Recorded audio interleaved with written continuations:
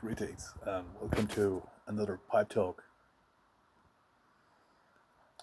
This episode is called "A Day in the Life of a Pipe Hunter." As yesterday, I've been to a very large flea market, and of course, I was looking out for interesting pipes and stuff to find. And sometimes there are days when you only see one or two completely worthless pipes, but this time there were quite a lot of them to find. So there were a whole bunch of antique cigar and cigarette holders, mostly made out of real amber, and one seller even had them locked away in a glass case so people don't touch them, and I didn't dare to ask for the prices. Then I also saw some Meerschaum cigar holders, also the antique ones with some very delicate carvings, also amber bits, and I remember one had a galloping horse on it, another one had a dog on it. But yeah, those are not for me. Those are far too delicate to actually use them, and I'm not that much into cigars that it would pay off. So I left them for another collector to find. Yeah, the first table that had pipes had a bunch of old Austrian pipes, the Tyrolean style pipes, or maybe you know them as Hunter style pipes, or Gesteckpfeife is the German word for it. Long cavalier shaped pipes. Very nice stuff, also with lots of carvings, usually of deer, antler parts, horn bits, this and that. But I did remain strong and didn't purchase any of those, as I didn't want to start collecting another branch of pipes. Especially some of those pipes are really huge and large. And for those that own such a pipe, they're not on the practical side. I just don't have the room and the financial means to start collecting another branch of stuff. Yeah, one pipe I did purchase though. It's this one here, with a metal lid and edelweiss carving, a heavily oxidized mouthpiece, made by Kemperling. It was so cheap I had to take it, and it was in really good shape, unsmoked. Just the stem has to be cleaned. And I haven't taken off the mouthpiece yet. It's really shut tight in it, and I didn't want to damage it. Later on I will work on this to remove the stem and see how the insides look. It's quite possible that it's a 9mm pipe, but I will find out later.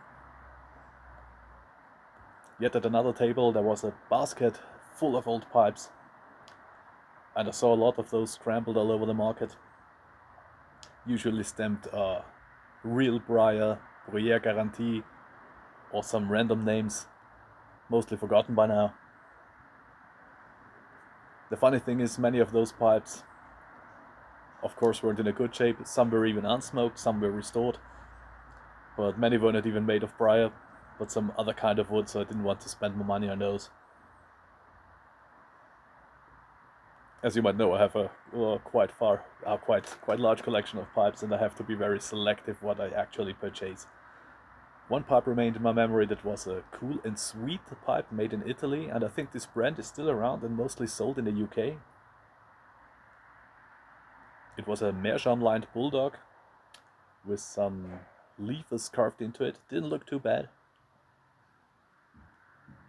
And I really thought of getting those, but then I said no, I don't need another one.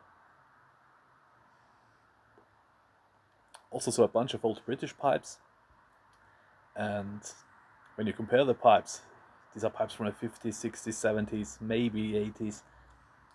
You know where the good reputation from British pipes comes from. Because in direct comparison, when you see what was made around here and what was made on the British Islands, that's quite a difference. Even the British no-name pipes, seconds or rejects, were of a better quality than what was sold here as real briar pipes. Yeah, a bunch of Hungarian sellers had about at least 8 pipes in 2 pipe racks. Seems to have been a Hungarian collection. Very, very unusual shapes with very bad stamping, and all had a metal stinger made just stamped out of sheet metal, I think, with very sharp edges, not worked or smoothed out at all. And I identified these pipes as Hungarian Körös pipes from communist area. And for some reason those pipes have very, very bad stamps on them. Maybe the company just had one stamp but it was worn out already and they couldn't find a replacement, quite possible. But what is amazing is how many different shapes these now forgotten and almost unknown pipe brand actually made. They had some really unique shapes that are hard to describe. Sometimes these pipes pop up on eBay and other websites, but usually the seller don't know that these are Hungarian Körös pipes, mainly because of the bad stamping you hardly can read it, so they sell it as no-name pipes, which is a pity if you want to collect such pipes. Unfortunately, all pipes were in very, very bad shape. You know, when the cake is so thick you can barely stick your finger into the bowl, and the stamps were oxidized beyond belief, covered with white crystals. And funny enough, there was one British pipe, a Parker Super Briar Bark, and that pipe had wasps' nests in the chamber. Never saw that before. It was quite funny. I should have taken a picture. And now I almost think it's a pity that I didn't purchase any of these pipes. Would have been quite an interesting experience to try to restore such pipes. Yeah, I saw some Peterson clones stamped, I think, MC Omega pipes. Never saw that before by an Ukrainian seller.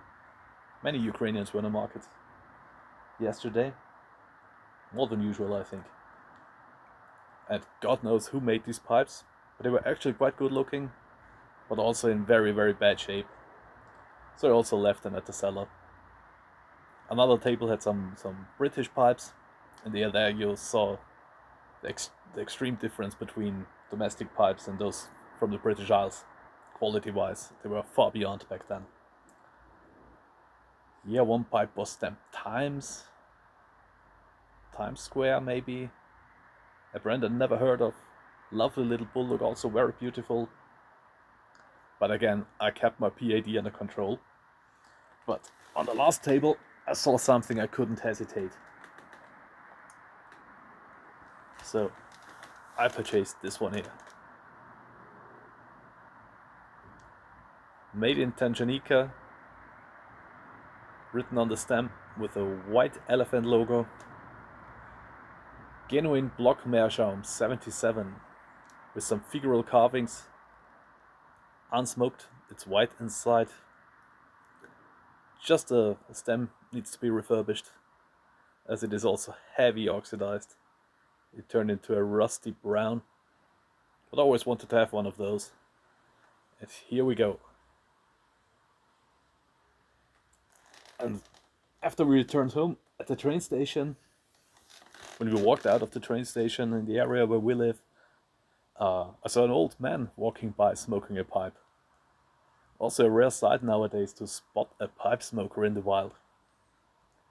Yeah, older gentleman, so I didn't approach him. Smoking a bright yellow fancy pipe.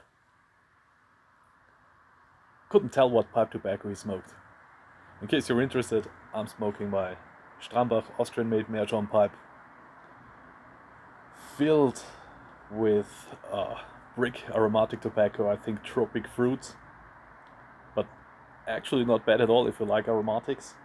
And I enjoy aromatics if they really keep their promise and you can taste what they are labeled as, which is the case with this tobacco. I was quite surprised, I didn't expect much at all, but it's actually quite good if you like sweet and fruity stuff. So, that's it for today.